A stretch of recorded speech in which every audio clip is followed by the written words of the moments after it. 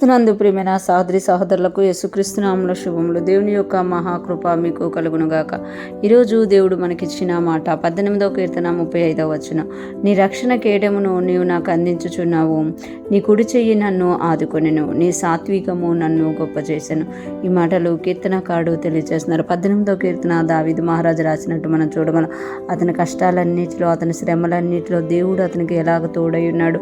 అతడు ప్రార్థన చేసినప్పుడు దేవుడు ఆ ప్రార్థన ఎలా విన్నారు, ఎలాగ దేవుడు వచ్చారు, ఎలాగ దేవుడు దావీదు మహారాజును ఆ శ్రమలన్నిటిలో నుండి విడిపించారనేది ఈ 18వ కీర్తనలో దావీదు మహారాజు వివరంగా రాసినట్టుగా మనము చూడగలమట. 35వ వచనంలో చూస్తే నీ రక్షణ కేడమును నీవు నాకు అందించుచున్నావు అంటే, ఎప్పుడైతే దావీదు మహారాజు తన కష్టంలో, బాధలో, మరణ వేదనలో ఉన్నప్పుడు ప్రార్థించారో దేవుడు వచ్చి తన రక్షణ కేడమును దావీదుకి అందించారట.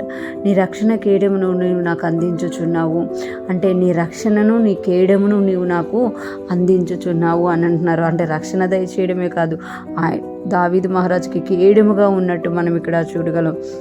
ఇంకొక మాట అంటున్నారు కదా, నీ కుడి చెయ్యి నన్ను ఆదుకొనెను అంటే, దేవుని యొక్క కుడి చెయ్యి అంట దావీదు మహారాజు గారికి ఆదుకుంది అని ఇక్కడ తెలియజేస్తున్నామట. ఆయన కుడి చెయ్య, దేవుని యొక్క కుడి చెయ్య దావీదు మహారాజుని ఆదుకుందంట. ఇక్కడ చూస్తే దావీదు మహారాజు శ్రమలో ఉన్నప్పుడు, బాధలో ఉన్నప్పుడు, ప్రార్థించినప్పుడు దేవుడు తన మందిరంలో, తన ఆలయంలో ఆయన ప్రార్థన ఆలకించడమే కాకుండా ఆయన వెంటనే వచ్చి తన కుడి చెయ్యితో దావీదు మహారాజుని ఆదుకునేది. నీ సాత్వికము నన్ను గొప్ప చేసెను అంటే, దేవుని యొక్క సాత్వికము, దేవుని యొక్క దీర్ఘశాంతము దావీదు మహారాజుని గొప్ప చేసెను అని చెప్తున్నారు. ఇక్కడ చూస్తే నీ రక్షణ కేడమును నాకు అందించుచున్నావు, నీ యొక్క కుడి చేతితో నన్ను ఆదుకుంటున్నావు, నీ సాత్వికము నన్ను గొప్ప చేసింది అని దావీదు మహారాజు పాడుతున్నారన్నమాట. మనం కూడా మన కష్టాల్లో, బాధల్లో, వేదనలో ఉన్నప్పుడు ప్రార్థించినప్పుడు దావీదు మహారాజుకి సహాయం చేసిన దేవుడే మనకి సహాయం చేస్తారన్నమాట.